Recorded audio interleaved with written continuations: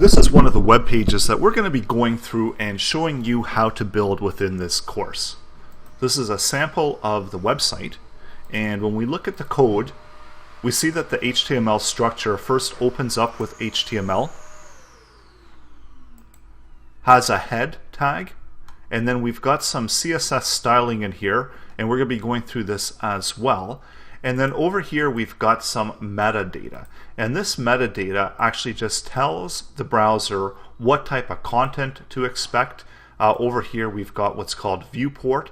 So this allows that content to be more mobile friendly. What it's doing, it's taking the device width and it's doing the initial scale to 1.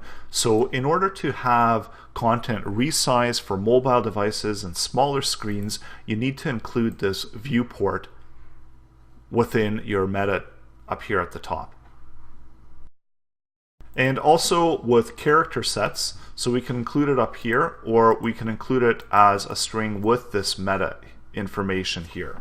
So we can actually just remove that out right now as well.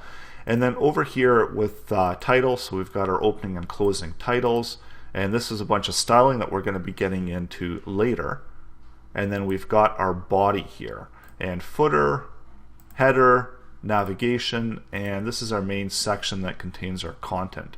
And then we've also have a div with content here as well. And over here you might notice that I've got this kind of grayed out text, and when I go over to the website we see that that's actually not showing up.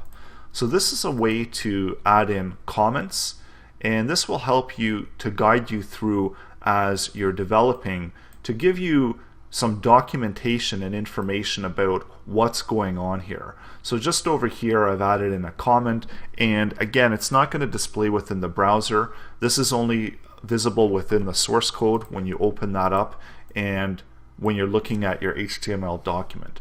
And Dreamweaver, the code editor that I'm using, is able to interpret it and understands that this is a comment, this isn't part of the code, so that's why they're graying it out, and it's not as visible as the rest of the content within this HTML document.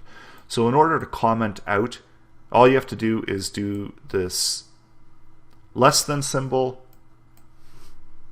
the exclamation mark, and 2 minus signs, and then to close it off, again within that same type of format where we're opening and closing, although this is going to be slightly different where the beginning one has that extra exclamation mark, and the ending here we've just got dash dash and the greater than sign.